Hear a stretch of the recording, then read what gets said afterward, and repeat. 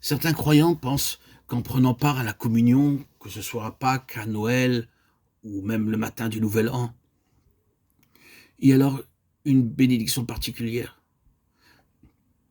Ils en bénéficient. Sachez, frères et sœurs en Christ, que ce n'est pas comme cela qu'il faut prendre la communion. Il n'y a pas de magie ou de charme dans une date précise, mais seulement dans notre effort à nous travailler intérieurement, à ne pas être en désunion avec notre frère, à être en unité avec chacun des enfants de Dieu. Écoutez bien ce que dit la Bible. Ceux qui mangent et boivent indignement s'attirent une condamnation sur eux-mêmes. Beaucoup deviennent malades et quelques-uns sont morts. 1 Corinthiens 11, 29, 30. C'est pourquoi nous trouvons de la faiblesse spirituelle chez beaucoup de chrétiens qui transgressent le commandement de Dieu et qui se conforment à des rites extérieurs sans intérieurement se travailler, se préparer à recevoir le Seigneur. Vous trouverez le peuple vivant dans l'impudicité, l'adultère, le péché, s'agenouillant en prenant part avec des cœurs pleins de convoitise et de haine. Comment pouvons-nous prendre part dans cette condition à la Sainte Communion? Comment pouvons-nous recevoir le Christ dans nos cœurs, dans nos vies, en ayant un cœur impur et non conforme à la volonté de Dieu? Non, il n'y a rien de magique dans le pain et la coupe. Ils témoignent simplement que nous appartenons au Seigneur. Nos cœurs devraient alors être capables de dire au Seigneur, tu m'as racheté par ton sang et j'ai la paix dans mon cœur. À cause de cela, je suis prêt à manger et boire à ta table avec un cœur pur, des mains pures, un cœur plein de joie, avec l'amour pour chacun. Ce pain que je vais prendre parle de ton corps. Cette coupe que je vais boire parle de ton sang.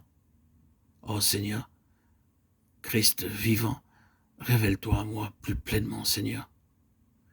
C'est la véritable signification de la fraction du pain.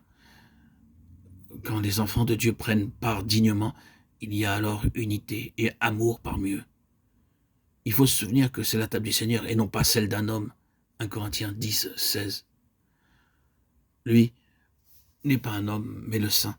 À la table du Seigneur, tous les croyants sont égaux. Aucun homme ne peut dire « Oh, je suis meilleur que celui-ci ou celui-là », car quelle que soit l'importance de la puissance ou de l'autorité qui vous a été donnée par Dieu, au moment de la fraction du pain, vous êtes ni plus ni moins qu'un simple croyant.